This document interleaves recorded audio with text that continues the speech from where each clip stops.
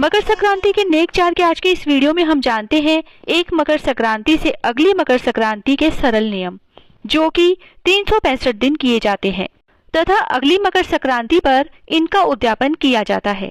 यह सभी नियम रोजाना करने होते हैं और यदि बीच में किसी दिन यह नियम छूट जाएं, तो जितने दिन का नियम छूटा है वह बाद में पूरे करें।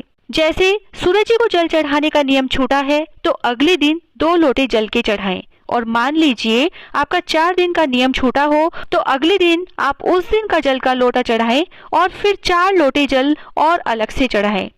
या फिर आप ऐसा भी कर सकते हैं कि 4 दिन तक 2-2 जल के लोटे चढ़ाएं।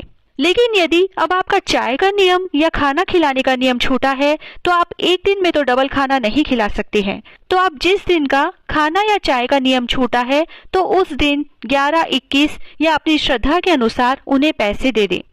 इसी प्रकार दिया बत्ती का नियम छूट जाए तो अगले दिन आप 2 दीपक जला दें। इस तरह इन नियमों को 365 दिन तक पूरा किया जाता है। इनमें पहला नियम है सामी रोटी देना। इस नियम में ब्राह्मण को रोजाना 2 रोटी दें। यदि ब्राह्मण नहीं मिले तो आप गाय को खिलाएं। फिर अगली मकर संक्रांति पर 365 मीठी पापड़ी यानी मठरी का दान करें। दूसरा नियम है सूरज लोटा। इस नियम में रोजाना सूर्य को जल चढ़ाएं तथा अगली संक्रांति पर 1 लोटा चावल से भरें और उस पर दक्षिणा रखकर ब्राह्मण या मंदिर में दान करें।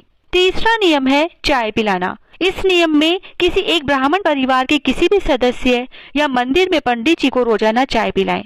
अगली संक्रांति पर चाय पत्ती, चीनी, अदरक, चाय छलनी, चाय बनाने का बर्तन जिसे हम टी पैन कहते हैं, दूध यानी चाय बनाने का सारा सामान उन्हें दान में दें।